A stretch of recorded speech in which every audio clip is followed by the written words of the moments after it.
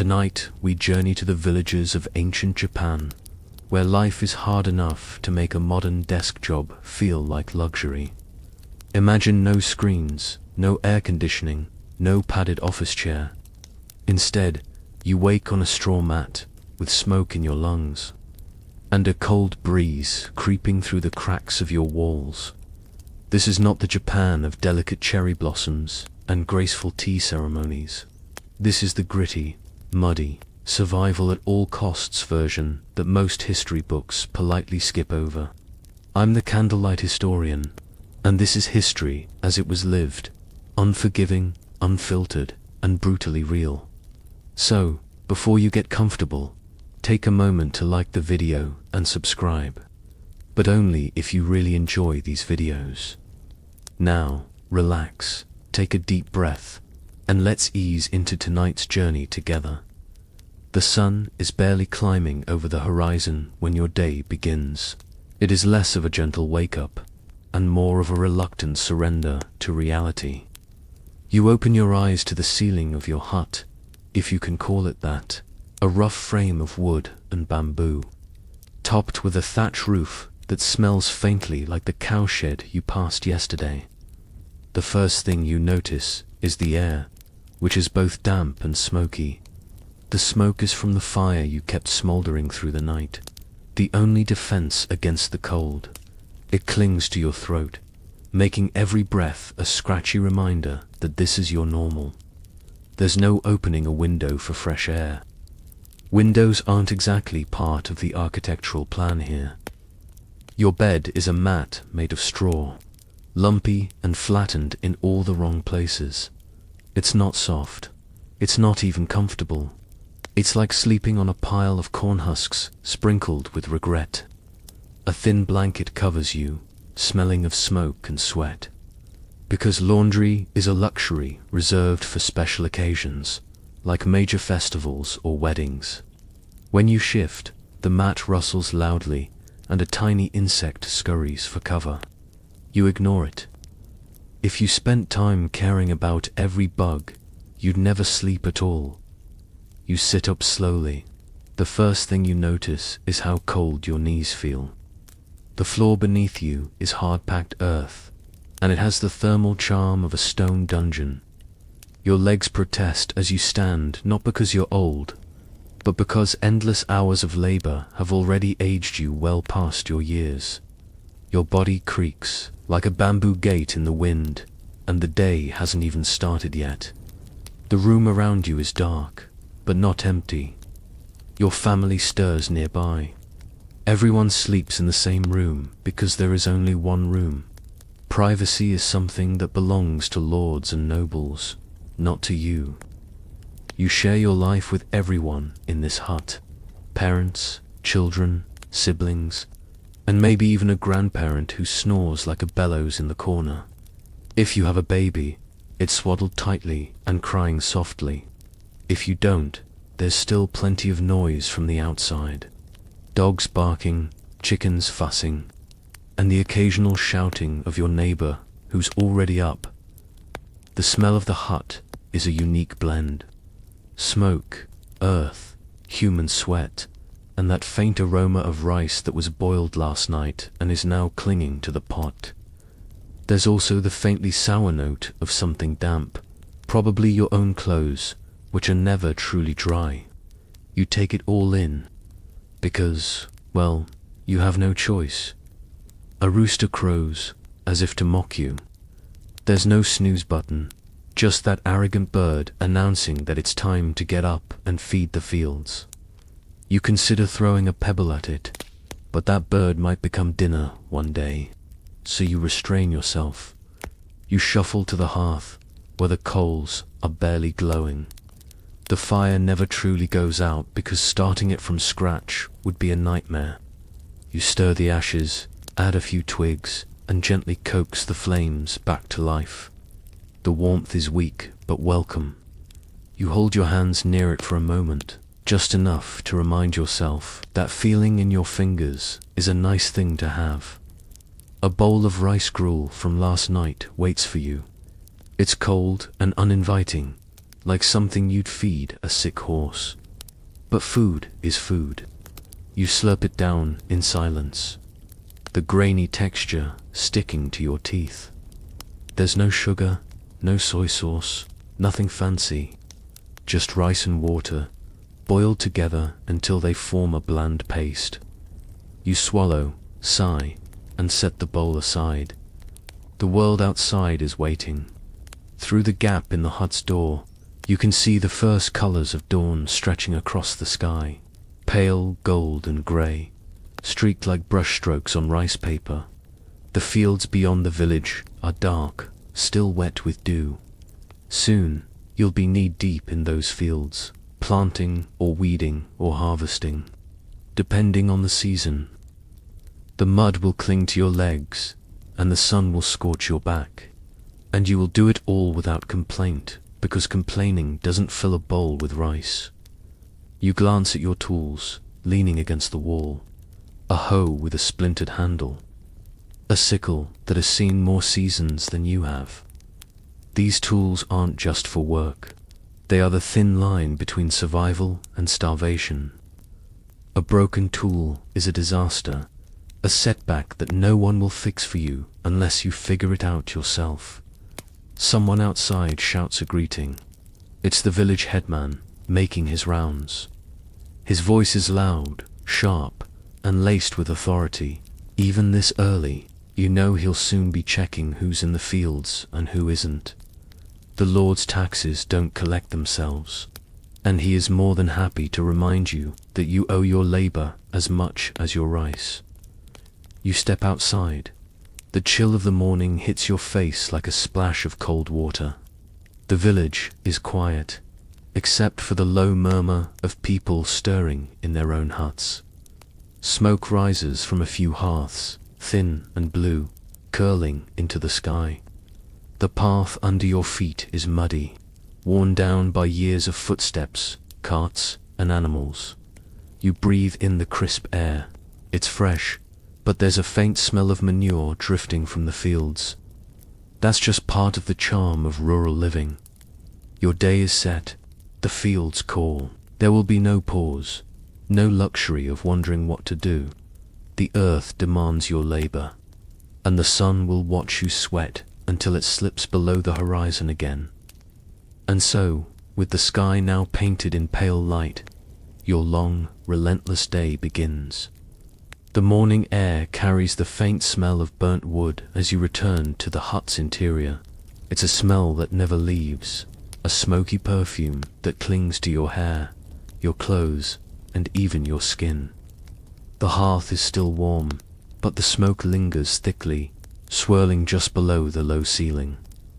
Your eyes sting a little, though you barely notice anymore. This is simply what mornings smell like: charred wood, damp straw, and the faint sourness of old cooking water. No scented candles, no vanilla breeze, just this mix of earth and smoke. The walls of the hut are thin and patched with whatever materials you could gather: reeds, clay, a few planks of wood if you were lucky enough to find some.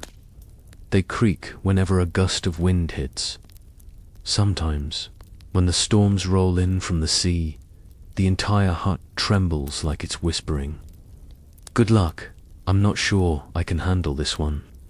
You trust it anyway, because what else do you have? The roof is a different problem. It's made of thatch, thickly layered but far from waterproof. When it rains, the drops come through in tiny streams, soaking the corners of your bedding. There are buckets placed strategically around the room, ready to catch the drips. A particularly heavy storm turns the hut into a slow, leaky drum. You've learned to sleep through it, or at least pretend you can. The straw bed you just left behind is flattened and rough. There's no cushioning, there's no softness. The straw pokes your back like nature's version of acupuncture, except with none of the healing benefits and all of the irritation. If you're lucky, you only wake with a few scratches. If you're unlucky, you wake with a new colony of biting bugs, who have moved in overnight. You try not to think about it. This is just life. Your blanket is woven from coarse fibers. It feels like sleeping under a burlap sack, only heavier. It's stiff, scratchy, and smells like every smoky fire you've ever lit. Washing it. That's a dream. Water is precious, and clean water is even more so. Besides, if you soaked this blanket in a river, it would take a week to dry, and you'd have nothing to keep you warm in the meantime. As you crouch by the fire, you poke at the embers. The faint red glow is still there, a quiet little heartbeat of warmth in the ashes. You feed it with small sticks, coaxing it to life with gentle breaths. The smoke curls upward, adding to the haze that hangs over the room. It's not exactly healthy, but it's the only way to cook anything or keep the cold from settling in like an unwelcome guest. You hear the soft groan of someone waking behind you, maybe your mother or father, or perhaps a sibling. There's no privacy, just a tangle of family life happening in one space. Babies cry, someone sneezes, and the old man in the corner mutters in his sleep. It's like a very chaotic orchestra, one that never seems to stop rehearsing. The air inside the hut is warm near the fire, but step just a few feet away and you're back in the chill of early morning. Your breath forms a faint mist and the cold nips at your bare feet. Shoes, not really an option. At best, you have straw sandals tied loosely with rope. They're about as protective as wrapping your feet in dry noodles. On days like this, you simply go barefoot until the ground warms.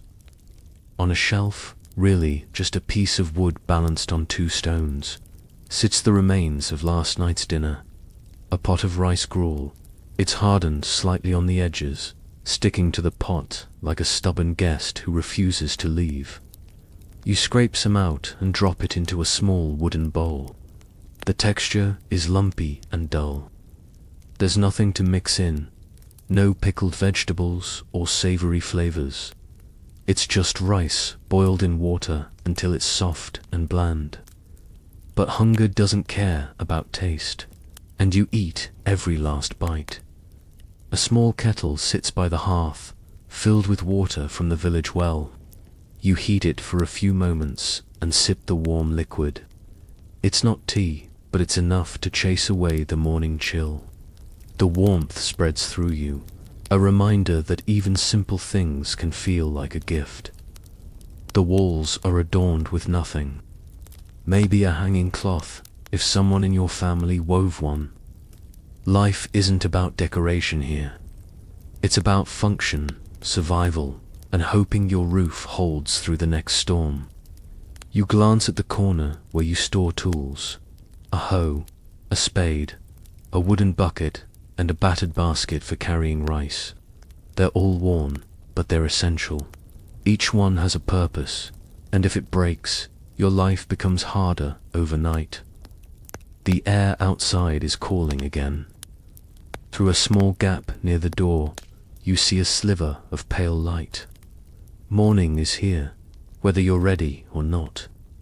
A rooster crows again, unnecessarily loud, like it's trying to make a point. The dogs in the village bark back, and someone yells at the animals to quiet down. It's all part of the daily background noise. Your family begins to stir. Someone stokes the fire behind you. Another coughs and reaches for a cup of warm water. There's no rush, but also no hesitation. The day will be long, and every moment counts. Stepping back outside, you inhale the air. It's cool and fresh, a stark contrast to the smoky interior of the hut. The dirt path under your feet is damp from last night's dew, and the grass glistens faintly in the soft light. Smoke from other huts drifts lazily into the air, mixing with the morning mist. It's a sight you've seen every day of your life, yet there's something quietly beautiful about it. But don't get too comfortable staring at the horizon. The fields are waiting, and the fields don't care about beauty. They demand your sweat, your back, and your time. The hut behind you, with its smoky scent and rough bed, is as much a part of you as the calluses on your hands. It's not glamorous, but it's home. And as you take your first steps toward the fields, you feel the day unfolding, long, muddy, and relentless. Breakfast is not a feast. It's barely even breakfast by modern standards. You stare into the bowl of rice gruel like it holds some kind of secret. It doesn't. It's just warm, pale mush, rice and water, stirred until they blend into something that is technically food but feels like eating regret with a spoon. There is no salt, no seasoning, and definitely no second course. If you are lucky, there's a stray grain or two of last year's barley in there, adding a whisper of texture. Otherwise, every mouthful tastes the same, bland, sticky, and a little smoky from being warmed over last night's coals. The portion isn't generous either. Most of what the family grows goes straight to the storehouses of the local lord. You eat what's left, which means that your meals are measured in careful spoonfuls. There is no such thing as eating until you're full. Full is a concept reserved for the noble classes. You eat until you're simply not starving anymore, and that's good enough. The rice gruel steams faintly in the morning chill. You take a slow bite, more to warm your body than to enjoy the taste. Eating is quiet, practical, and fast. No one chats about plans for the day because the plans are the same as yesterday's and the day before that. Survive, work, and hope. The weather doesn't ruin everything. On particularly lucky mornings, there might be a side dish, maybe a pickle, if your family managed to ferment some vegetables months ago and didn't already eat through them. If there's miso soup, it's a real treat, thin, salty, and with just enough flavor to make you briefly forget you're eating something that feels like flavored air. But this morning, there's none of that. Just plain gruel, which you swallow with the same level of enthusiasm as taking medicine. You glance around the hut as you eat. A few bowls and chopsticks are arranged on the floor. They're simple, carved from wood, stained dark from years of use. There's no dining table. Meals are eaten crouched or sitting on your knees, the bowls balanced in your hands. Everyone eats in silence, sharing the same food, the same air, the same small space.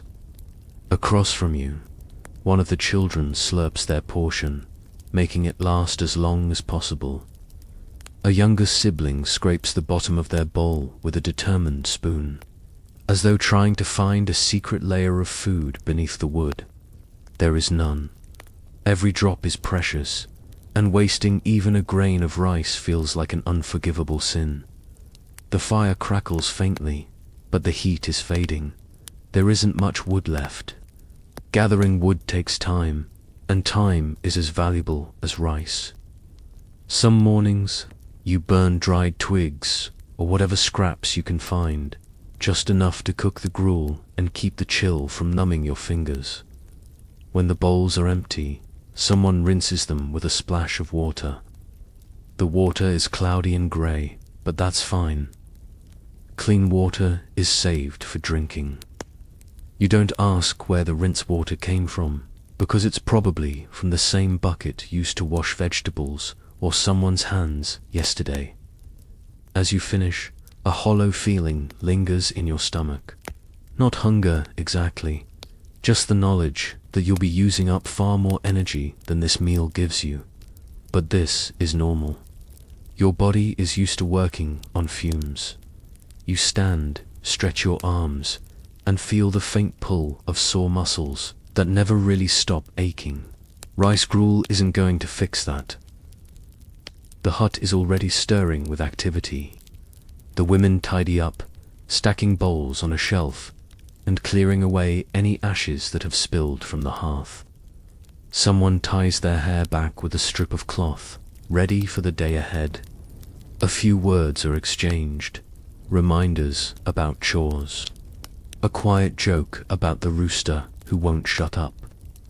A warning for the children not to wander too close to the river again. You step outside to rinse your mouth with cold water. It's sharp and biting, like drinking from a mountain stream. The chill makes your teeth ache, but it clears your head. The wooden ladle dips into the bucket with a dull splash. This same water will be used for washing rice later, if you're lucky enough to cook another batch tonight. Outside, the village is waking. Smoke trails lazily from the neighboring huts. A few figures shuffle down the narrow dirt paths, carrying baskets or leading goats.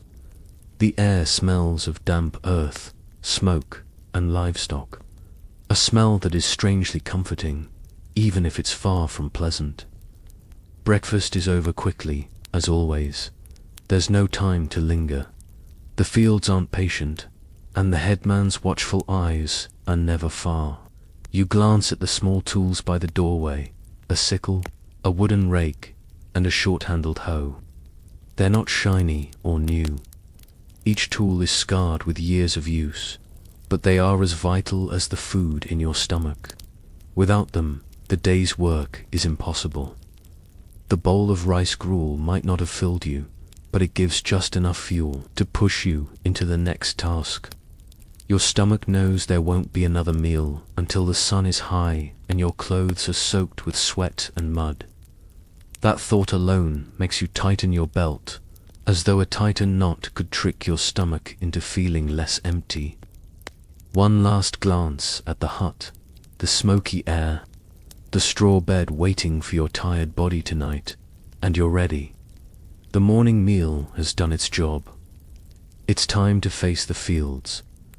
The fields are waiting like an impatient landlord.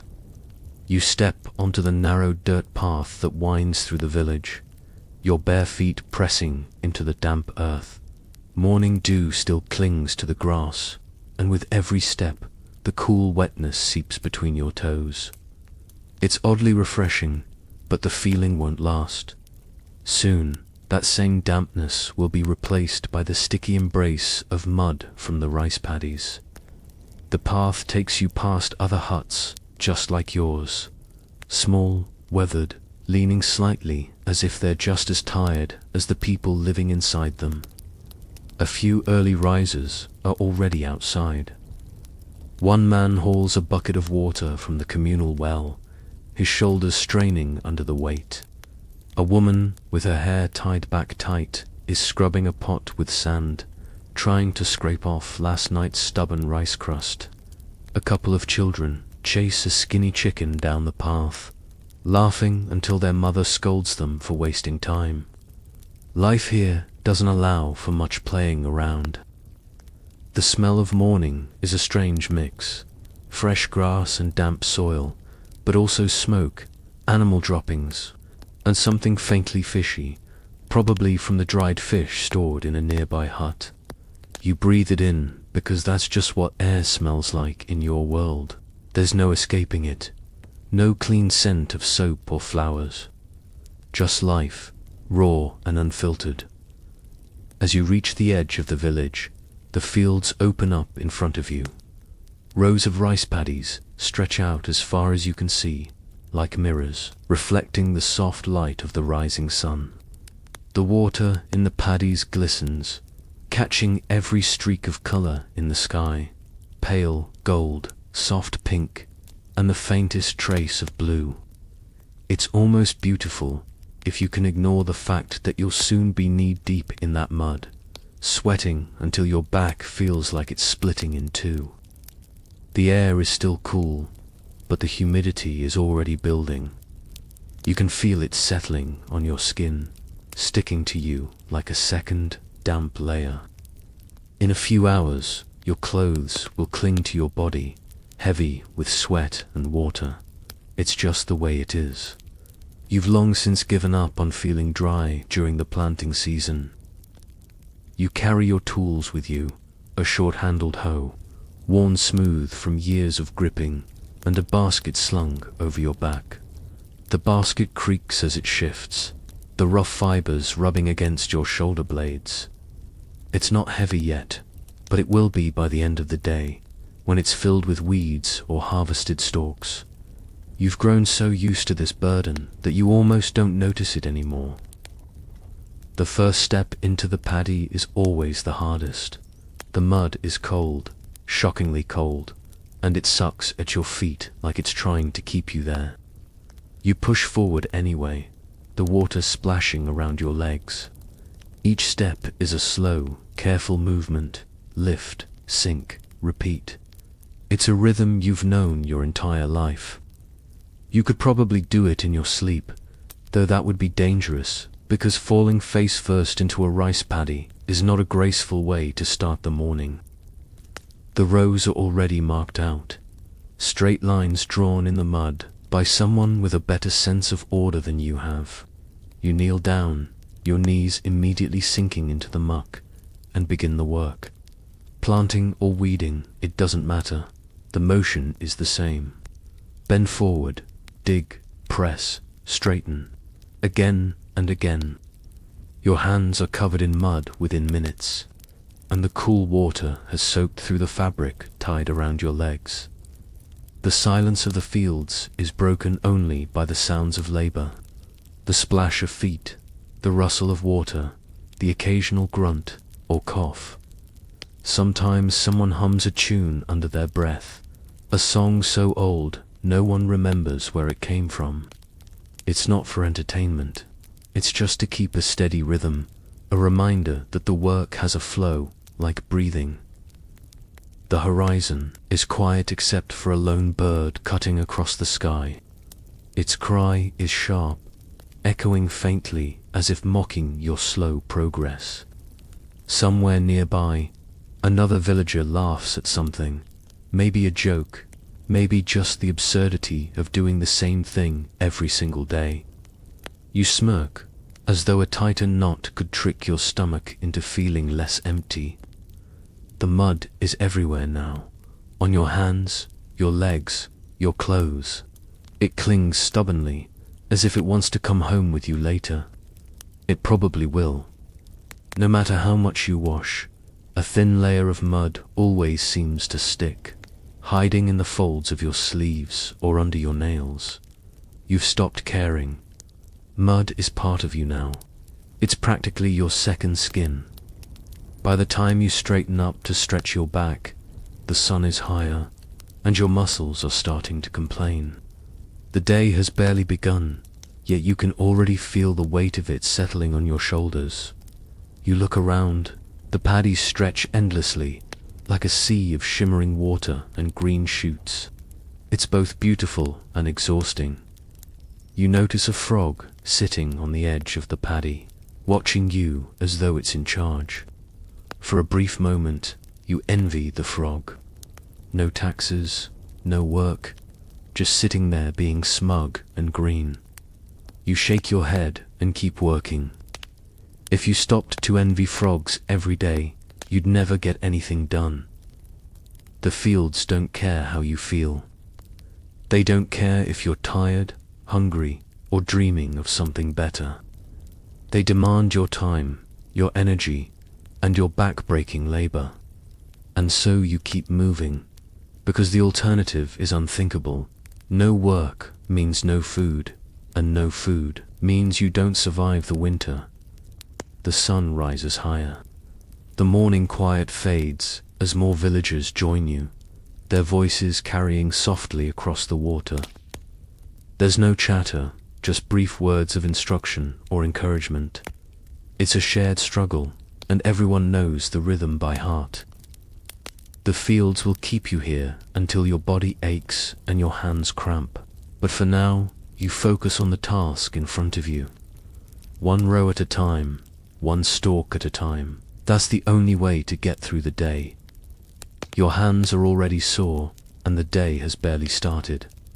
The wooden handle of your hoe feels rough, pressing into your palms with each movement. You grip it tighter, But that only makes the ache worse.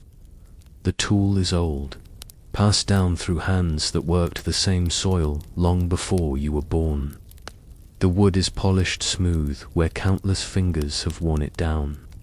But the edges still catch on your skin, leaving small scratches that sting when the sweat starts to run. The metal blade of the hoe is dull in places, chipped from years of hacking at stubborn weeds and rocky soil. You sometimes dream of having tools as sharp and shiny as the ones the blacksmith makes for the samurai. But peasants don't get that kind of luxury. A new hoe would cost more than a month's worth of rice. Instead, you make do with what you have, patching it up when it breaks and pretending that it's good enough. Your fingers are calloused, rough patches of skin that never quite heal because they never get a chance to rest. The tips of your fingers are permanently stained with a mix of dirt and old cuts, each one a small memory of the fields. You don't even feel splinters anymore. They just settle in like unwanted guests, waiting to work themselves out weeks later. Every few minutes, you pause to stretch your hands, shaking them out as if that might magically bring the feeling back. It doesn't. The joints in your knuckles pop quietly, and you can almost hear the sound of the years wearing you down.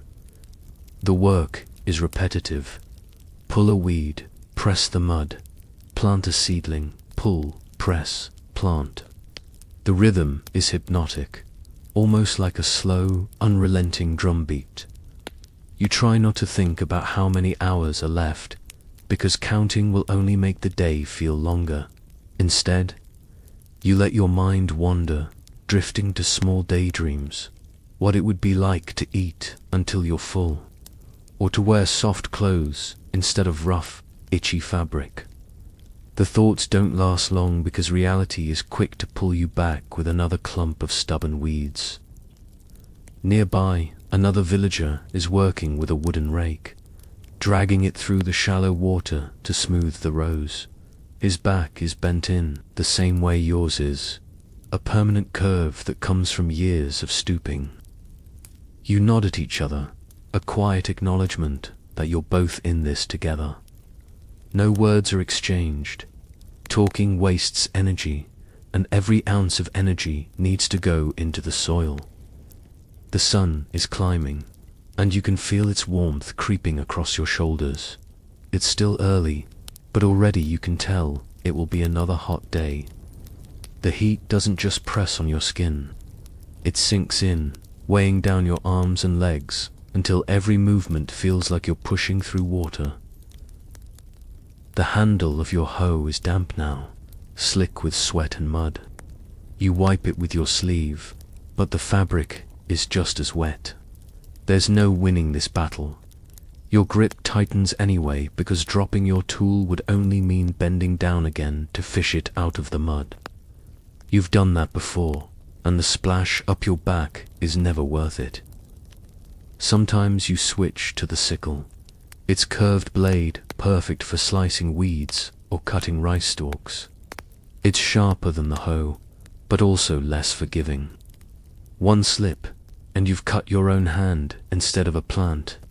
You still have a faint scar on your thumb from last year's harvest, a pale reminder of how easy it is to bleed in this life. The mud is thick, clinging to everything like glue. It sticks to the blade of your tools, forcing you to stop every few minutes to scrape it off with your fingers. The texture is cold and slimy, and you can feel it squish between your nails. There's no point trying to stay clean. By now, your hands are coated in a layer of mud that feels like a second skin. You look down at your nails, short and ragged, caked with dirt. It's impossible to keep them tidy. Anytime you try, the fields undo your work in minutes. Clean hands are for people who don't have to work. Your hands are built for digging, hauling, and planting, and they show it. As you keep working, a quiet rhythm takes over. The sound of tools hitting the mud blends with the low hum of insects and the occasional splash of a frog jumping into the water. It's strangely calming, even as your muscles ache. This is your world, simple and brutal, but predictable. You pause for a moment, leaning on your hoe like it's a walking stick. The wood presses into your shoulder, and you feel the grooves carved by years of use. It's almost comforting, like the tool has its own memory of all the hands that have held it. You wonder if your children will one day use the same hoe, wearing it down further until nothing is left but splinters. Your palms sting slightly when you shift your grip. Small blisters are forming where the handle rubs the most. You ignore them. By the end of the season, those blisters will harden into new calluses, adding another layer to the roughness of your skin. It's just part of the cycle, like planting and harvesting. The sun is higher now, its heat settling on the fields like a heavy blanket. You wipe your forehead with the back of your hand, leaving a smear of mud across your face. It doesn't matter. Everyone looks the same by midday, tired, dirty, and drenched in sweat. You take a deep breath, tasting the mix of warm air and damp earth. The fields still stretch endlessly in front of you, but the work continues. Tool in hand, you dig into the mud again, letting the rhythm carry you forward. The village headman appears just as the sun begins to glare on the water, his shadow long and deliberate as he walks the path between the paddies. He is not here to work. He is here to watch, to make sure every back is bent, every hand is busy, and every inch of land is being given the attention that the Lord demands. His presence is like an unwelcome weight, pressing down on everyone's shoulders. People straighten instinctively when he passes, not out of respect, but because they know what happens if he catches you slacking. The headman is easy to spot, even from a distance. His clothes are slightly cleaner than yours, a pale brown robe tied neatly at the waist, the fabric less frayed and patched than the rags you wear. He carries a wooden staff, though it's more for authority than balance. His sharp eyes scan the workers like he's counting both bodies and excuses. If you're not working fast enough, he will notice. If you're missing from the field, he will definitely notice. He stops to speak with a group of men who are planting seedlings, his voice carrying across the quiet paddies. It's not a friendly tone. It never is. He's reminding them of the taxes, of the quota of rice that must be harvested for the Lord. The words roll off his tongue like the terms of a contract you never signed but are forced to honor anyway. You glance up for a moment, just to see if he's looking your way. He isn't, yet. Still, you bend lower, gripping your hoe as if you can somehow look busier by moving faster. The mud splashes up your legs, coating you from knee to ankle. It doesn't matter. By the end of the day, you'll look like you've been rolling in the paddy like a lazy dog. There's no staying clean here, not with him watching. The headman isn't cruel exactly. He's just relentless. His loyalty belongs to the local lord, not to you or anyone else in the village. If the fields don't produce enough, it's his neck on the line, which means he has no problem shouting at you until his voice cracks if he thinks you're falling behind.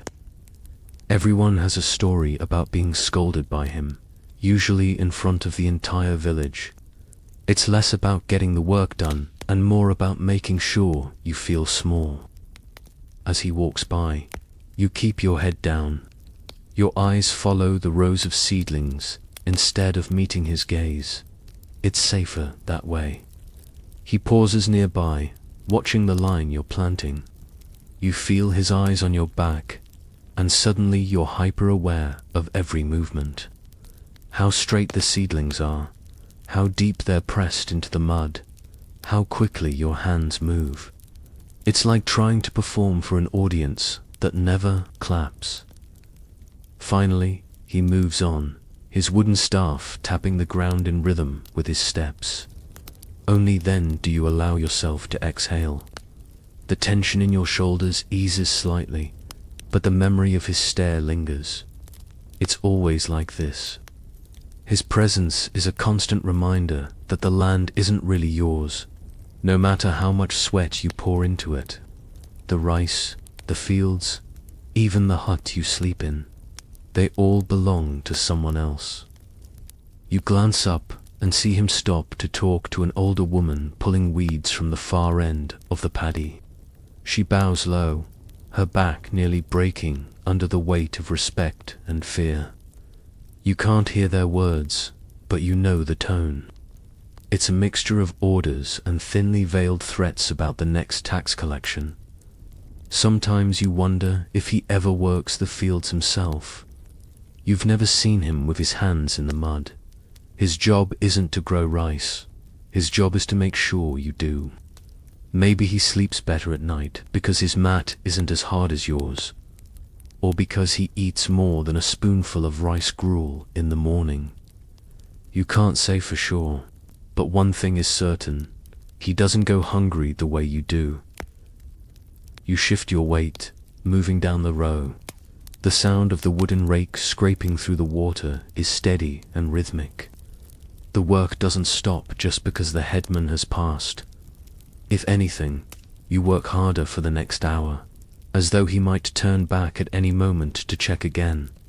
His presence lingers like a shadow over the entire field. From time to time, you hear him calling out instructions to another group of workers. His voice carries across the fields, sharp and clear. You don't bother listening, whatever he says. It always boils down to the same thing. Work harder, work faster, don't make mistakes. The sun climbs higher, and its reflection on the water grows blinding. You squint against the glare, your eyes watering as you focus on the next patch of mud. It's almost like the fields themselves are conspiring to wear you down. The headman doesn't care. He never does. As long as the rice grows, you could burn under the sun all day and it wouldn't matter. By midday, you're too tired to even think about him. Your hands are raw, your back aches, and your knees feel like they've been hammered into place. The headman has moved on, probably back to his slightly larger hut to sit in the shade and drink water that doesn't taste faintly of dirt. You, however, still have hours left before you can even think about stopping. The fields stretch on, shimmering under the sun, and you keep working, your hands tightening around your tools as if they're the only thing holding you upright. The headman may have passed, but his presence lingers, reminding you that every row of rice you plant is not just for your family. It's for him, for the Lord, for everyone above you in the chain of command. The fields might be endless, but your share of them is not yours to keep. Almost every grain of rice you grow will vanish into someone else's storehouse, carried off by collectors who show up with baskets and stern faces.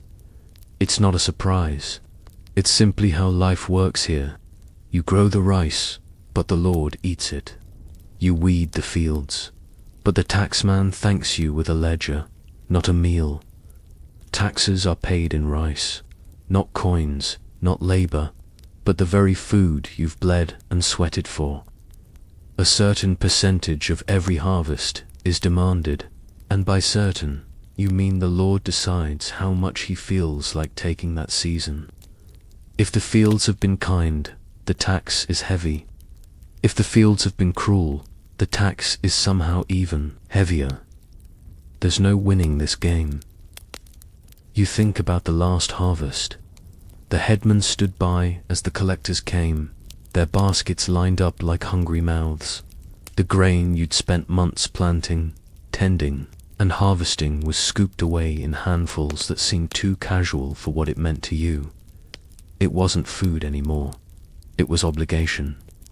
By the time they finished, your family's share was a pitiful pile, enough to survive the winter, maybe, if you were careful, if the rats didn't find it first. The headman says it's for the good of the land, for protection, for the honor of the village. You nod because you have to, but deep down, you know the truth. The rice you give away fills someone else's belly, someone who will never stand barefoot in a paddy, who will never know the ache of bending over for hours under the sun. There's a quiet bitterness that bubbles up when you think about it. You work from dawn to dusk, breaking your body for a harvest you barely get to enjoy. And yet, if you don't pay, the consequences are swift. The collectors will take more than rice, tools, blankets, anything they can carry, even your roof thatch. If it comes to that, people whisper stories about peasants who tried to hide part of their harvest. And none of those stories end well. You glance toward the village storehouse, visible from the far edge of the field. It's a simple wooden structure, but it might as well be a fortress. Inside, rows of neatly stacked sacks of rice sit in the cool shade, guarded as if they were gold. That rice isn't for you. It's for the taxes, for the samurai, for trade.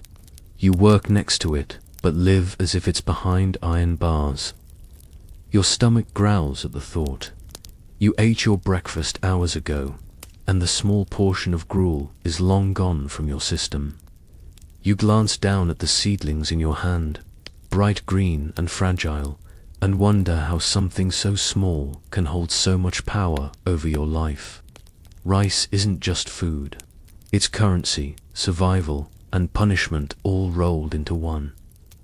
The sun is higher now, glaring down on the water.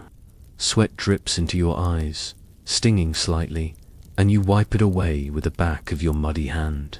The dirt smears across your forehead, but you don't care. You keep working because you don't have the luxury of stopping. Every row you finish brings you a fraction closer to having enough rice to both pay the taxes and feed your family. A fraction, no more. Sometimes you think about what it would be like to eat rice every day without counting each grain. To have enough to make onigiri with actual fillings, fish, maybe even vegetables. Right now, that's as distant as the moon. You'd settle for one full bowl that didn't come with the lingering fear of how little you'll have tomorrow. The headman's voice cuts through the fields again, barking out a reminder of the tax quota. It's not as if you need reminding. The idea of taxes hangs over you constantly, like a shadow you can't escape. It shapes every decision you make, when to plant, how much to save, even when to eat. A frog croaks nearby, almost mockingly. It's probably living a better life than you are.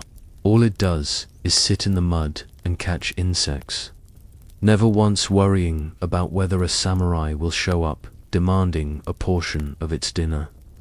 You let out a quiet laugh at the thought, though it comes out more like a sigh. It's either laugh or cry, and laughing is less exhausting. By the time you straighten your back to look at the horizon, your thoughts of taxes have blended into the rhythm of your work. It's just another weight to carry, another truth of being a peasant. You plant another seedling, press it into the mud, and tell yourself that every stalk you place is one step closer to having just enough to keep the collectors satisfied, enough to avoid their harsh visits, enough to see your family through another season, but enough always feels like it's just out of reach. By the time the sun climbs to its highest point, the heat has turned the fields into a shimmering, reflective mirror. The water in the paddies flashes with blinding light, forcing you to squint until your temples ache. Your body feels heavy, as if the mud has pulled not just at your feet, but at every muscle from your legs up to your shoulders. The rhythm of planting and bending has slowed to a crawl, and you can hear the sighs of other villagers. each one quietly surrendering to the same fatigue. Midday is the closest thing you get to a break, though break is a generous word for it. You trudge toward the shade of a crooked tree that leans just enough to cast a thin sliver of shadow over the field's edge. Dropping to the ground feels like dropping into another world, a world where, for a few short moments, the mud is no longer swallowing your feet, and the sun isn't stabbing at your skin like 1,000 hot needles. You open the small bundle of food you brought with you. It's not much, a ball of rice, wrapped in a piece of old cloth to keep the dirt out. There might be a single pickled vegetable tucked inside, if you're lucky. If not, it's just plain rice, cold and stiff from sitting in the heat since morning. You take a bite anyway, chewing slowly. The texture is slightly hard, the grains sticking together like stubborn glue, but your stomach doesn't complain. This is fuel, nothing more, and every bite is precious. Nearby, someone pours water from a gourd into a shallow cup and offers it around. The water is warm and faintly cloudy, but it tastes like life itself. You sip it slowly, letting it cool your mouth, though the heat rushes back as soon as you swallow. There's never enough to drink. You could gulp the entire gourd and still feel thirsty. For a moment, you let yourself look around the fields. They stretch in all directions, their watery surfaces glinting under the sun like molten bronze. The seedlings sway gently, caught in the faintest breeze. Dragonflies hover above the water, their wings catching the light, darting back and forth like tiny messengers of summer. The air buzzes with insects, some humming pleasantly, others simply plotting to bite you when you go back in. A few villagers gather under the same tree, sitting cross-legged in the dirt. No one says much. Conversations at midday are short and practical. A quick joke, a muttered complaint about the heat, maybe a remark about how the tax quota is impossible this year. A laugh rolls out, soft and tired. It's not the sound of joy, exactly, but the sound of people trying to stay human under the weight of endless labor. You stretch your legs out in front of you. The muscles in your calves twitch as they relax, a dull reminder of how hard they've been working. You run your hands over your knees, brushing away the dried bits of mud that have already started to crack. It doesn't matter. The moment you return to the field, they'll be coated again. The shade offers a tiny pocket of relief, but the air is still heavy and warm. Sweat sticks to your back, soaking through your thin clothes, and the breeze is too faint to make any real difference. You take another sip of water and lean against the tree's rough trunk, letting your eyes close for just a moment. The buzzing of insects and the rustle of leaves above creates a soft, steady background noise, almost like a lullaby. Your body wants to sleep, but the day isn't over, not even close. One of the younger boys nearby splashes water from the edge of the paddy onto his face, laughing at the shock of cold. You watch him for a moment, wondering when you lost that kind of carefree energy. Maybe you never had it. Maybe life simply teaches you early on that there's no point wasting energy on anything but survival. When your rice ball is gone, you fold the cloth carefully and tuck it back into your basket. Nothing gets wasted here. Not cloth, not grain, not time. You wipe your hands on your legs, leaving streaks of mud that were already there, and stand up. The brief rest has loosened your back just enough to face the next round of work. Before heading back, you take a moment by the river that snakes near the paddies.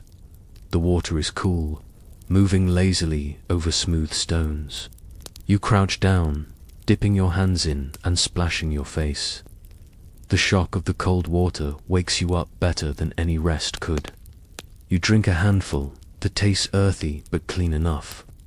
For a fleeting second, The world feels quiet, almost peaceful. Then someone calls your name from the field, and the moment shatters.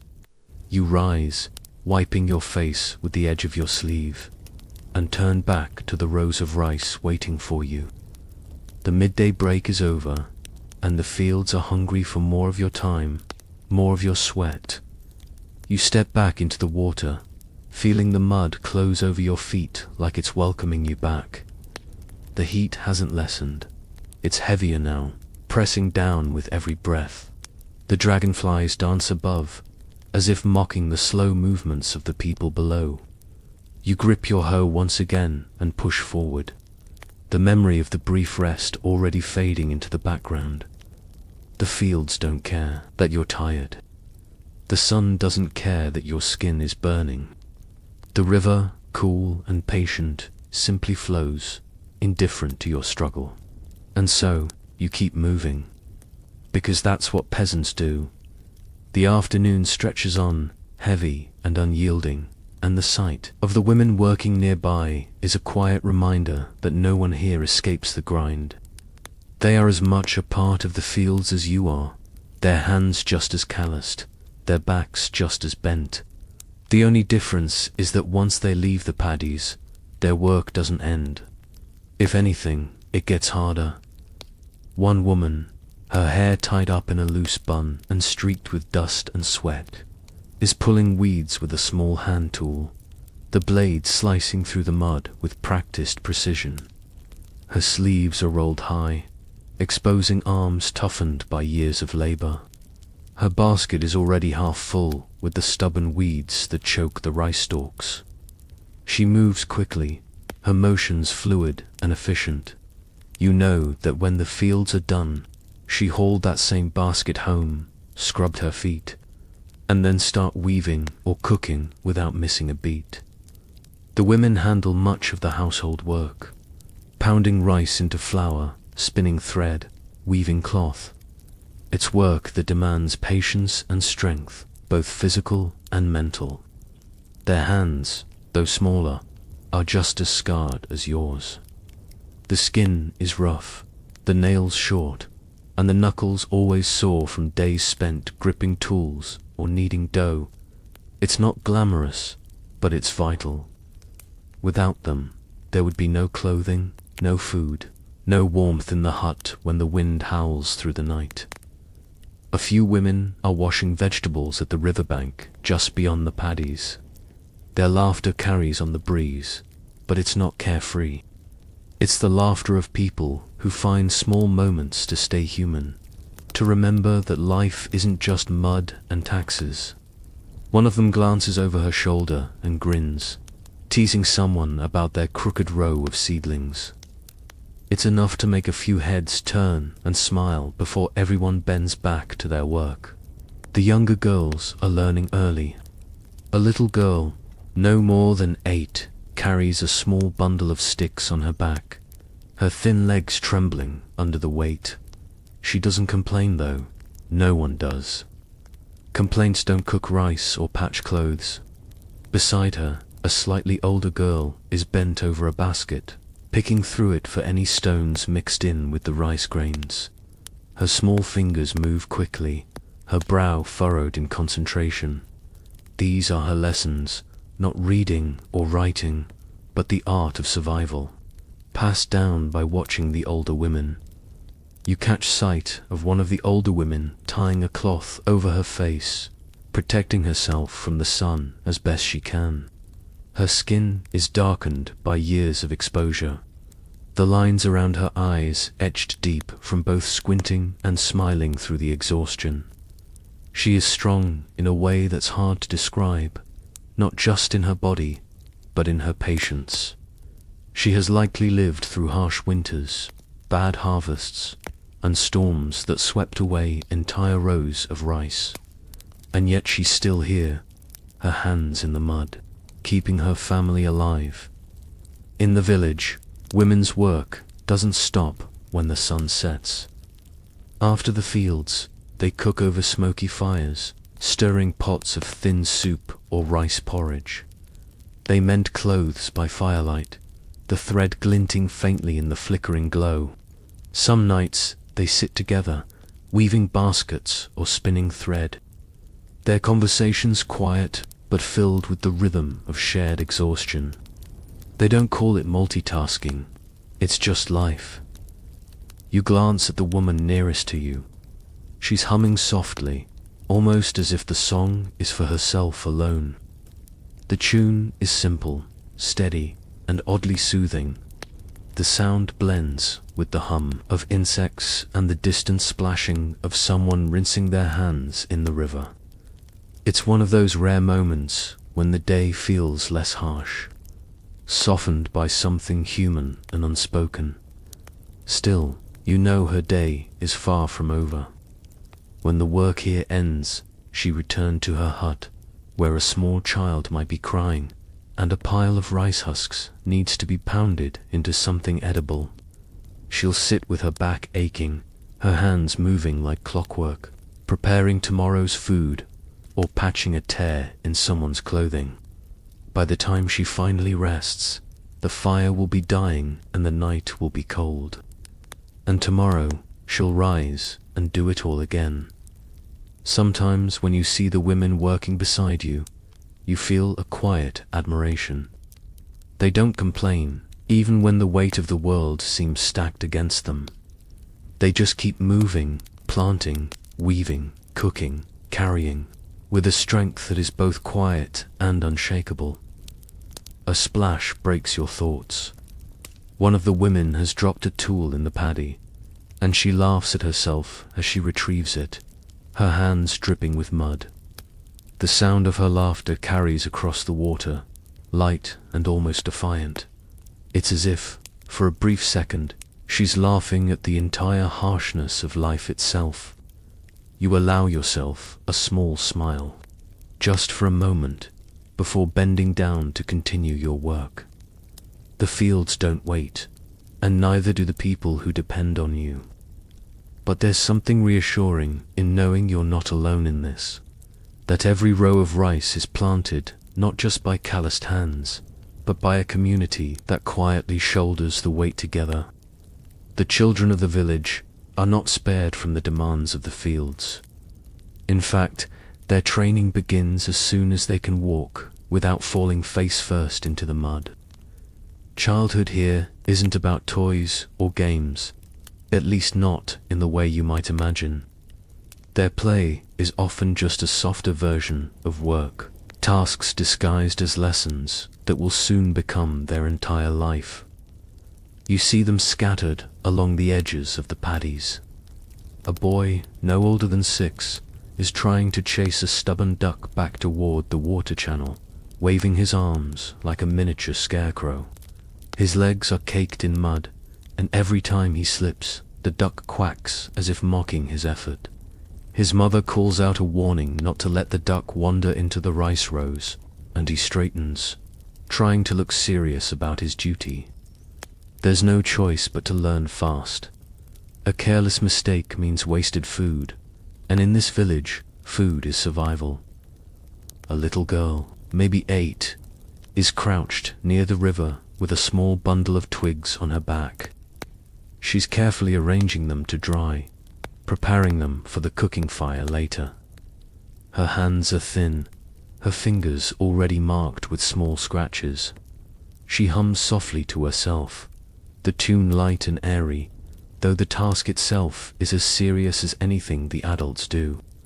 If she drops even a few of those twigs on the way home, someone will notice.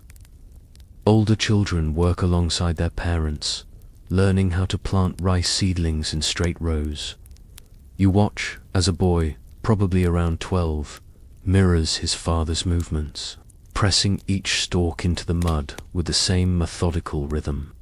His face is streaked with sweat and dirt, but there's a quiet determination in his eyes. By next year, he'll be strong enough to work the field on his own, and no one will call him a boy anymore. The youngest children, those who can't yet carry baskets or tools, still find ways to contribute. Some gather wild greens near the riverbank, tiny fists clutching at edible leaves. Others are sent to scare away birds that try to steal the seedlings.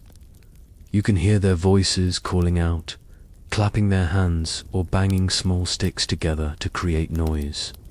It's a kind of game, but one with real stakes. The rice plants are too fragile to survive even a few hungry crows. When they do get a moment to themselves, their games still resemble work. You see a group of children near the far edge of the village, stacking small stones in a line like miniature rice rows. They laugh when one of the piles collapses, but then they rebuild it with careful, serious faces. This is how they learn, by imitating what they see day after day. Some of the girls have already taken on roles inside the hut, helping their mothers grind grains or weave simple mats. Their small hands are surprisingly quick, darting through threads or smoothing rough fibers. They don't complain. They don't ask for breaks. Work is simply what life is. They watch their mothers and copy them, knowing that one day they'll be expected to do it all without being told. It's not all grim though. You catch moments of pure childhood tucked between the chores. A boy skipping across the narrow dikes that separate the paddies, his bare feet kicking up droplets of water. A girl giggling as she tries to balance a basket on her head, wobbling until her older brother catches it for her. The laughter is short-lived, but it's real. A small flash of joy before the weight of labor settles back in.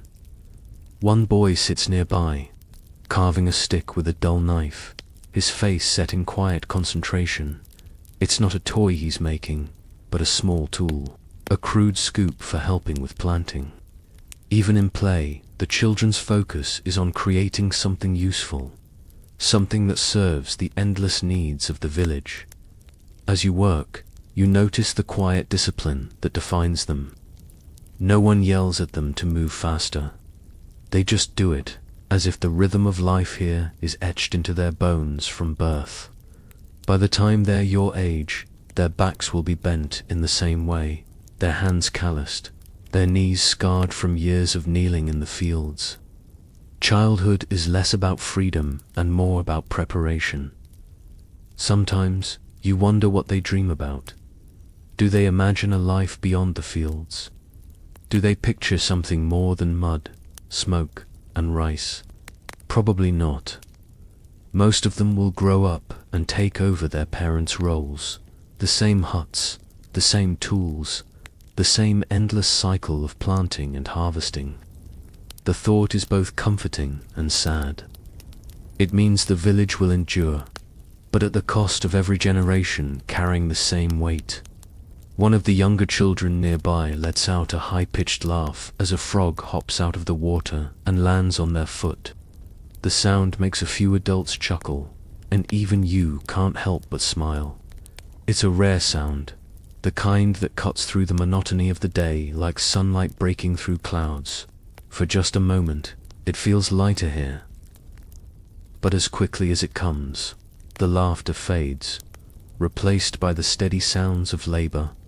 Tools scraping, feet splashing, baskets shifting under the weight of weeds. The children return to their tasks, their young faces set with the same quiet resolve as everyone else's. By evening, these same children will help carry the tools back to the village, their small arms straining under the load. They'll eat from the same pot of rice gruel, sit by the same smoky fire, and fall asleep to the crackle of wood and the soft murmur of their parents' voices. And when dawn comes again, they'll be back here, ready to do it all over. If the Lord is stern, and the headman is strict, nature is the true master here, unpredictable, relentless, and utterly indifferent to your survival. Every peasant in the village knows that no matter how hard you work, one bad season can undo everything. All it takes is a flood, a drought, or a sudden storm, and months of labor vanish like smoke in the wind. The sky, which looked calm and bright, this morning can shift in an instant. You've seen it happen before. One moment the sun glows gently over the fields, and the next, dark clouds gather like a brewing argument, heavy and threatening. Rain isn't always your enemy. In fact, you depend on it. Rice loves water. It needs it to grow tall and healthy. But too much of it. That's when disaster comes stomping through the paddies like a drunk neighbor. You remember last year's flood. The river swelled after days of unrelenting rain, its banks spilling over like an angry giant knocking over bowls. The water swept into the paddies, washing away the seedlings you'd planted so carefully. All those hours of bending, planting, and tending were erased in a single night, leaving behind nothing but tangled mud and broken stalks. You spent days salvaging what you could, but the harvest was thin. And the taxes didn't care that half the crop had drowned. Drought is worse. Floods might leave a few plants alive, but drought leaves nothing. No rain means the paddies crack under the sun, turning hard and useless, like stone pretending to be soil. When the ground splits and the plants wilt, there's a quiet panic. That settles over the village. Everyone looks to the sky, praying to the Shinto spirits, to the local kami of water and harvest. Offerings are left at small shrines, rice, fruit, sometimes even a chicken if the family can spare it. Whether it works or not is a mystery, but it gives people something to hope for. The wind is another unpredictable beast. A strong gust can rip through the valley, bending the rice stalks flat, scattering leaves, and undoing days of careful planting. On some afternoons, the wind brings with it the faint scent of salt from the sea, reminding you how close and yet how far you are from the world beyond these paddies. On other days, it's just dust, scratching at your skin and stinging your eyes. Pests, too, are constant companions. Tiny insects creep into the fields, chewing holes in the leaves and ruining entire sections if you're not careful. There's no fancy pest control, just sharp eyes and quick hands, plucking the intruders off one by one or chasing flocks of birds away before they strip the paddies bare. Even at night, the danger doesn't stop. Rats sneak into the storehouses, gnawing through sacks of rice as if they know exactly how hard you worked to fill them. And then there are the storms. Thunder rolls through the valley like the drumbeat of a coming army, and lightning splits the sky in jagged flashes. When the storms come, you have no choice but to huddle inside your hut, praying the roof holds and the fields survive the pounding rain. Sometimes you lie awake at night, listening to the relentless drumming of water on the thatch and wondering if all your efforts have already washed away. The villagers have their own ways of coping with nature's moods. Before planting season, everyone gathers at the local shrine, leaving offerings of rice, wine, fish, or whatever they can afford. The priest chants for a good harvest, waving sacred branches as if to brush away bad luck. You bow and hope the spirits are listening. It's not that you fully believe these rituals will guarantee a good season, but when the fields are your entire life, even a whisper of luck is worth chasing. Sometimes, when the weather is kind, you almost forget how cruel it can be. On those rare mornings when the sky is clear, the breeze gentle, and the paddies shimmer like mirrors, you feel a strange sense of peace. The seedlings stand tall, the water reflects the sky, and the village hums with quiet optimism. Those are the days when you think, maybe, just maybe, the season will be good. But nature never lets you grow too comfortable. A sudden gust of wind rattles through the fields, reminding you how fragile everything is. The stalks sway, bending low before springing back. You tighten your grip on your hoe and glance at the horizon, half expecting to see clouds creeping in. The Shinto shrines scattered across the village are small but important. You pass by one on your way back from the far paddies, its wooden structure, adorned with simple white paper streamers fluttering in the wind. Someone has left a fresh offering of rice there, still steaming from this morning's pot. You pause for a moment, bowing your head out of habit. The spirits, if they are real, feel like your last line of defense against the chaos of nature. The truth is, you don't control much. You can weed, plant, and sweat until your back breaks. But the final word belongs to the weather, the pests, and the whims of the earth. That's the hardest part to accept, that your survival rests on something as fickle as rain and sun. Still, tomorrow you'll be back here, planting, tending, and hoping that this time the spirits are on your side. By the time the sun begins to slide down the sky, painting the paddies in shades of gold and amber, your body is screaming for rest.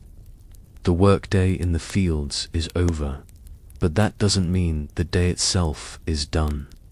You trudge back toward the village, your legs heavy and sluggish, each step squelching through the mud with a soft, wet sound. The tools feel heavier now than they did this morning, the wooden handles digging into your shoulders as you carry them back like reluctant companions.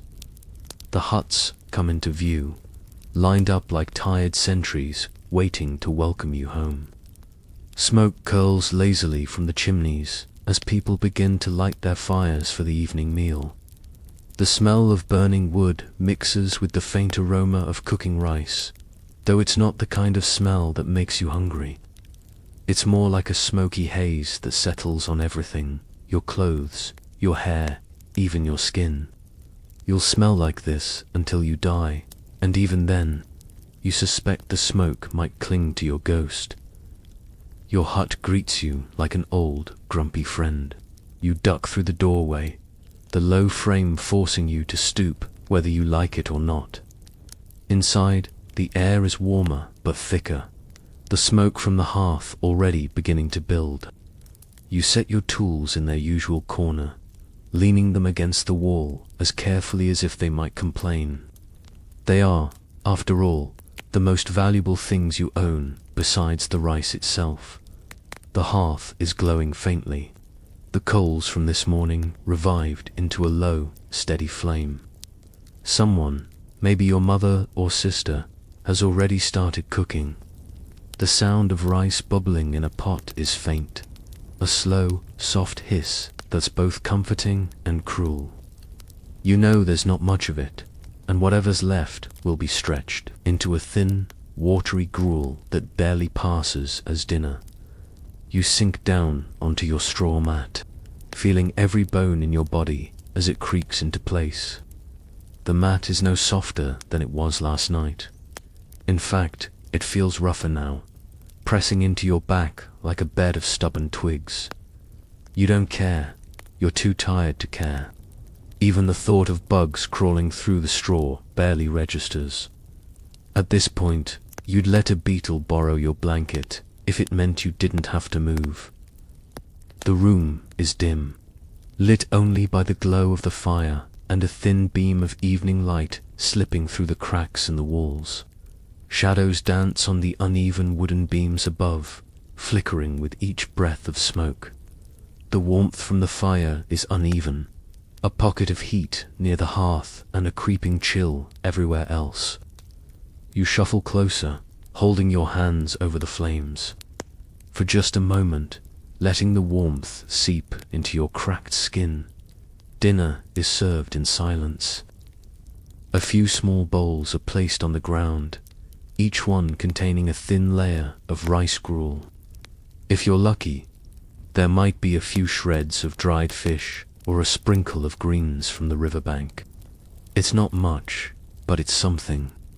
You scoop it up with your chopsticks, eating slowly to make it last. The taste is bland, but hunger has a way of making even the dullest food feel like a feast. By the time the last spoonful is gone, Your stomach is still asking for more, but there is no more. The air inside the hut grows thicker as the fire burns. Smoke coils toward the ceiling, slipping out through tiny gaps in the thatch. It stings your eyes a little, making them water. You blink it away, used to the sting, just as you're used to the smell of sweat and damp earth clinging to everyone's clothes. You wonder, briefly, what it would be like to live without smoke in your lungs every night, but the thought is too strange to linger on. Outside, the sounds of the village are soft but steady. A few voices murmur from nearby huts. Someone coughs, and somewhere in the distance, a dog barks once before falling silent. You hear the faint splash of water as someone rinses their tools by the well. The day is winding down, but the air is still alive with the quiet rhythm of survival. The children huddle close to the fire, their eyes heavy from a day of carrying, fetching, and shouting at stubborn ducks. A mother braids her daughter's hair by the light of the flames, her fingers moving quickly despite her exhaustion. A man sits in the corner, mending a frayed straw sandal, the thin fibers squeaking as he pulls them tight. Everyone has a task, even now. Evening is not for resting completely, it's for preparing to do it all over again tomorrow. You lean back against the wall, feeling the rough wood press into your spine. Your body is heavy with fatigue, but your mind is still humming from the day. You think about the fields, the rows of seedlings glinting in the fading light, the weight of the headman's gaze, the memory of your calloused hands gripping the hoe. Tomorrow will bring more of the same, and the day after, and the day after that. As night falls, the fire crackles softly, throwing orange light across the walls. The shadows stretch and shrink like restless spirits. You lie down on your mat, pulling the coarse blanket over yourself, the smell of smoke and sweat wrapping around you like a second skin. The floor is hard beneath you, but it's familiar, it's home. The day might be over, but it's not easy to relax. The quiet is never complete. There's always the distant sound of wind slipping through the cracks, the scurrying of a mouse in the corner, the creak of the roof settling overhead. You close your eyes anyway, knowing that sleep will come because your body demands it, even if your mind is still wandering. Outside, the stars begin to prick the sky, silent witnesses to your exhaustion. Tomorrow, they'll watch you rise again, stepping back into the mud with tools in hand. But for now, the night is here, and the smoky glow of the hearth is the only light you need. Night brings a fragile kind of peace, but it never feels entirely safe. The presence of the samurai, even when distant, hangs over your village like a shadow. You don't see them often, but when they do appear, it's never for anything good. They ride through on tall horses, their armor glinting like shards of the moon, and everything about them reminds you that your life, your hut, your rice, none of it is truly yours. The samurai aren't here to protect you. They protect the Lord's land, which, inconveniently, happens to be the same land you live and work on. If a samurai decides he needs your last basket of rice, there's nothing you can say. If he decides you're in his way, you step aside. And if he decides to test the sharpness of his blade, well, you hope he's in a good mood. Stories of their cruelty travel fast through the village, whispered over smoky fires at night. One tale tells of a farmer who dared to speak up when a samurai took the family's last bag of rice. The farmer's hut was burned to the ground, and he was left with nothing but ashes and regret.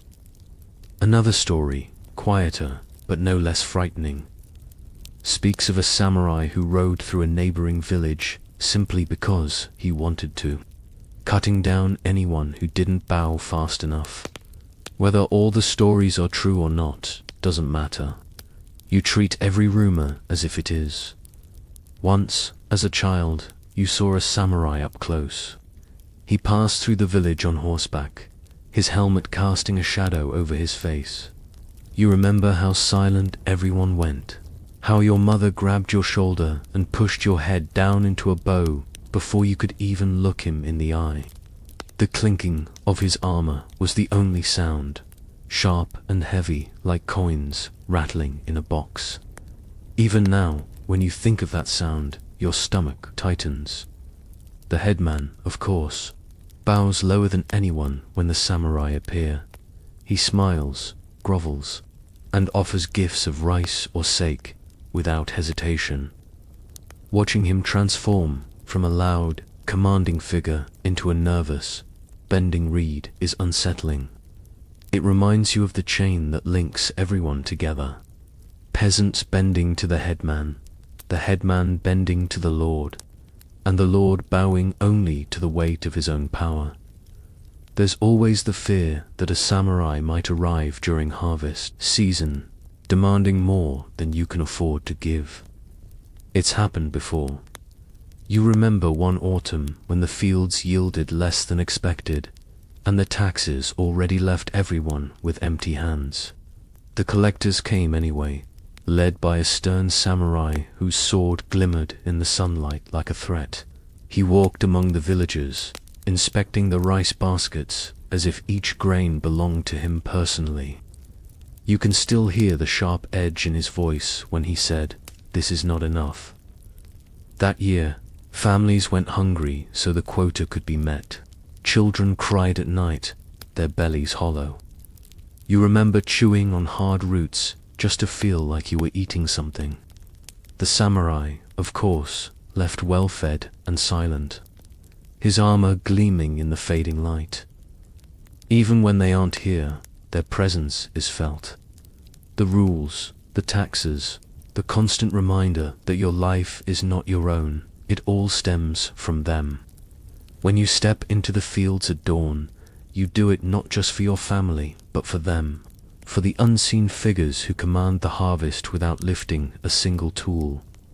At night, you sometimes imagine what it would be like to wear their armor, to sit atop a horse and look down at the world instead of always bowing to it. The thought is fleeting, almost laughable. People like you don't become samurai. You are the mud they walk over, the hands that grow the rice they eat. Still, there's a bitter kind of curiosity there, a wondering about what it would feel like to not be afraid. Tonight, as you sit by the fire, you hear someone in a neighboring hut mention a samurai who passed through another village just 2 days ago. The story is vague, something about a dispute over a late tax payment, a man being beaten for disrespect. You feel the familiar chill crawl up your spine, even though you're far from that village. These stories have a way of making everyone tense, as if the mere mention of a samurai could summon one to your doorstep. You glance at your tools leaning against the wall. They are humble things, wood and iron, patched and worn. They could never stand against a sword. And so you do the only thing you can. You keep your head down, you work, and you hope that if the samurai come, they pass by quickly, uninterested in you and your small life. The fire pops, sending a small spark into the air. You watch it rise and fade, thinking of how fragile everything is. Your hut, your rice, your safety, all of it could vanish with one wrong word to the wrong person. The knowledge is heavy, but is also strangely grounding. You understand your place. You survive by knowing your place. Outside, the night deepens. The stars are scattered like rice grains across a black cloth, distant and untouchable. Somewhere, far beyond those stars, there might be a world where peasants live without fear. But here, in this village, under the shadow of the samurai, survival is the only dream that matters.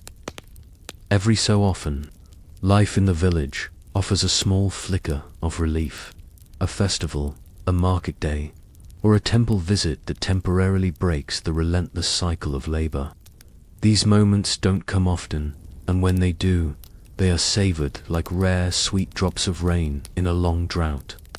It's not about luxury or excess. It's about remembering that there is still joy buried somewhere beneath the mud and the smoke. The festival days usually start like any other. The fields still need attention, animals still need feeding, and children still chase ducks that refuse to cooperate. But there's a subtle change in the air, a buzz of anticipation, a faint hum of excitement that spreads through the village as people hurry to finish their chores. You can hear the difference in their voices, softer and almost cheerful, as if for one day the weight of taxes and toil has lifted slightly. At the heart of the village, a few stalls are set up. Wooden stands, covered with faded cloths, offer small treats. Roasted chestnuts, pickled vegetables, or a rare piece of grilled fish. The scent of food mingles with the ever-present smoke, and for once, it's not unpleasant. You pass by slowly, your stomach growling, but you know better than to spend much. A handful of rice is worth more than any passing delight. Still, you allow yourself to breathe in the smells and imagine what it would be like to eat until you're satisfied. Children are the ones who shine most on festival days. They run barefoot through the village paths, their laughter bright and piercing like bells. Some carry tiny paper fans, gifts from a traveling vendor who passed through weeks ago. Others wear simple crowns made from reeds or flowers, proudly parading around as if they are nobles themselves. Their joy is contagious, and even the adults can't help but smile when they see the little ones dancing near the drums. The temple is the center of everything. A path of worn stones leads up to its wooden gates, which are adorned with fresh streamers of white paper, fluttering in the breeze like whispers of hope. The priest, dressed in simple but clean robes, stands ready with a serene expression that suggests he's seen this same cycle of hardship and fleeting joy countless times. People approach with offerings, small bowls of rice, vegetables, even coins, if they're lucky enough to have them. You join them, bowing deeply before the altar, placing your own humble gift. For once, the act doesn't feel like losing something. It feels like giving thanks that you've survived another season. The rhythmic beat of drums begins, slow and deep, vibrating through your chest like the heartbeat of the village itself. Dancers, dressed in colorful cloths and wearing simple masks, move in circles, their steps deliberate and graceful. It's a sight you rarely see, and for a few moments you forget the mud, the taxes, and the weight of your aching back. You just watch, the flames of the nearby lanterns flickering against their painted masks, the shadows weaving across the ground. Some festivals include a fire dance, where tall torches are carried through the darkened paths, casting warm light over faces that are usually hard and tired. Tonight, those same faces glow with something softer, almost childlike. The firelight reflects in their eyes, and for a brief moment, the entire village feels alive in a way that the fields can never provide.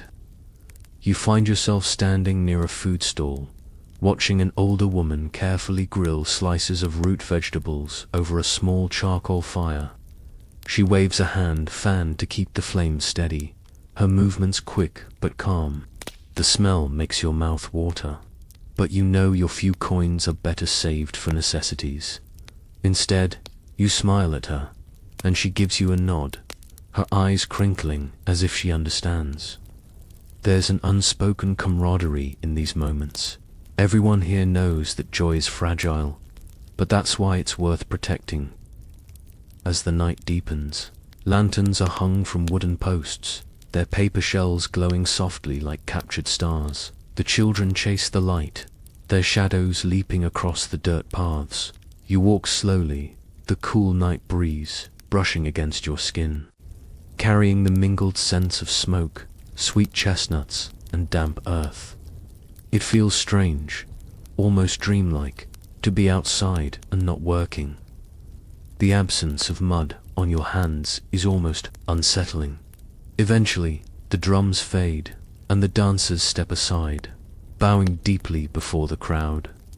People begin to drift home, their laughter still floating through the air. The festival is over, but the warmth of it lingers in your chest, like the last embers of a dying fire. It's not a grand memory, nothing here is, but it's enough. Enough to remind you that life, even at its harshest, still holds a few sparks of beauty. You make your way back to the hut, the lanterns flickering faintly behind you. The village is quieter now, but not in a sad way. There's a softness to the silence, as if the world itself is taking a deep breath after a brief moment of celebration. You step inside, the familiar smell of smoke and straw greeting you. But tonight, it feels just a little less heavy. Tomorrow, the fields will call again.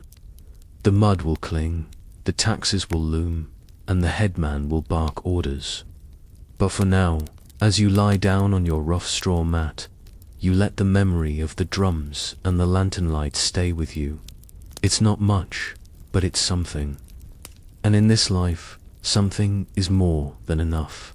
The night is still, and the air inside your hut is warm from the fire, though the warmth never quite reaches your feet. You lie on the straw mat, staring at the low ceiling as the flickering light casts restless shadows. Tomorrow will come as it always does, with the cry of the rooster, the cold of the earth, and the long march to the fields. But right now, as your eyes grow heavy, your mind drifts far from the muddy rows of rice and the weight of the hoe. You imagine another life, one where your hands are not cracked and stained, where your back doesn't ache like an old tree bending in the wind.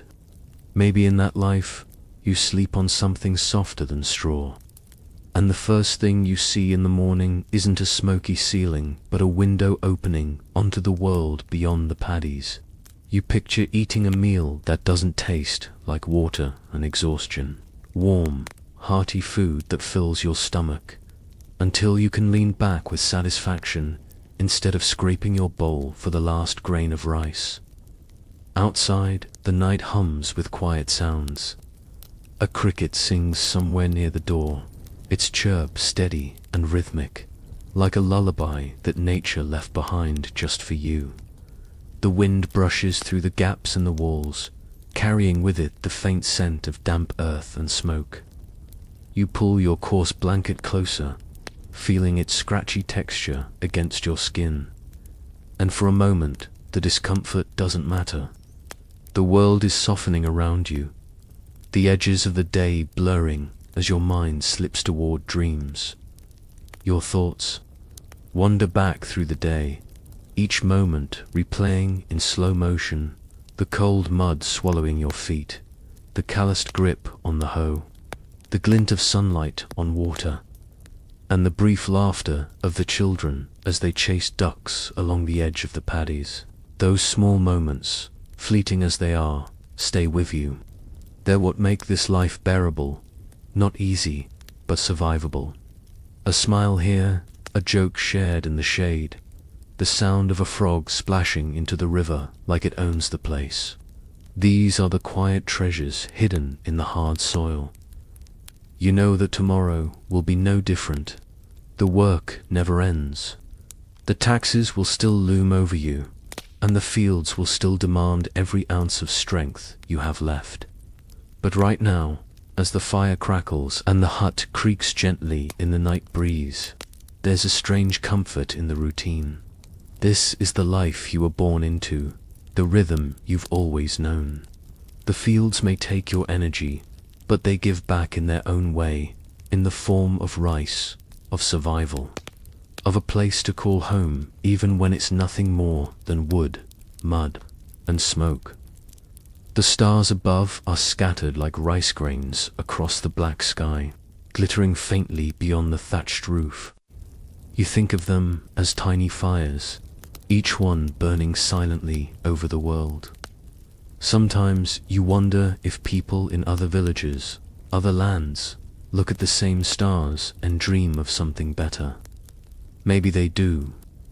Or maybe they, like you, are too tired to dream of anything at all. Your eyelids grow heavier, and the thoughts come slower now. The warmth of the fire lulls you, the faint crackle filling the silence like a soft whisper. The straw mat beneath you might be rough, but it's familiar. A reminder that you've made it through another day, no matter how harsh it was. That alone feels like a small victory. Somewhere outside, a dog lets out a single bark, then all is quiet again. You let your breath slow, your body sinking deeper into the mat.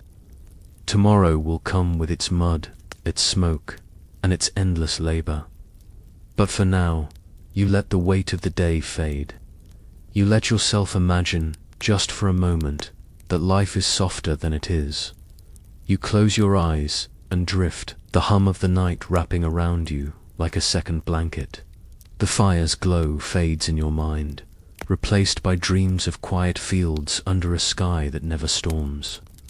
A world where work doesn't break you, but builds something you can keep. Whether that world exists or not doesn't matter. For tonight, it's enough to believe it might. The day is over now.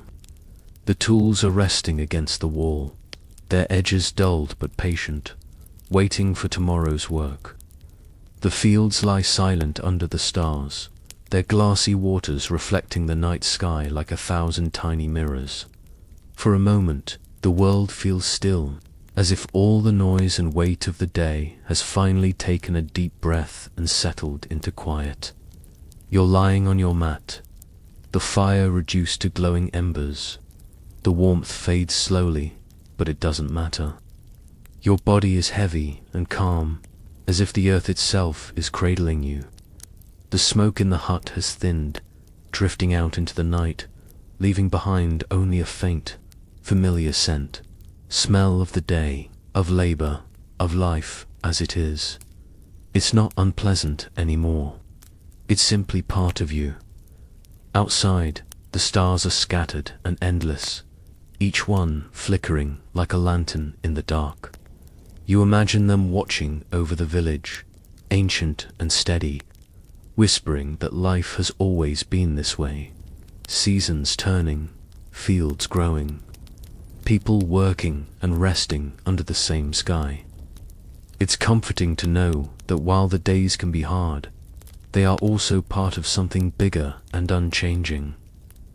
Your breath slows, each inhale soft and deep, each exhale carrying away the heaviness of the day.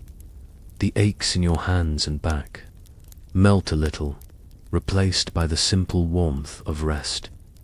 The silence around you is not empty, it's full of small, gentle sounds. The creak of wood, the soft rustle of straw, the distant hum of crickets outside. They lull you like a quiet melody, inviting you to let go. Tomorrow will come, as it always does, but tonight belongs only to you. You are safe here, under this roof, beneath these stars. Let the images of the paddies fade. Let the headman's voice, the mud, and the heat slip from your thoughts. In their place, imagine a cool breeze brushing your face, the soft rippling of water, and the glow of lanterns from a distant festival. With every slow breath, the world around you grows softer. Your body sinks deeper into the mat. Your mind drifts further into quiet places. There's nothing left to do now but rest. To let sleep wash over you like the gentle waters of the paddies under the moonlight. Sleep well and good night.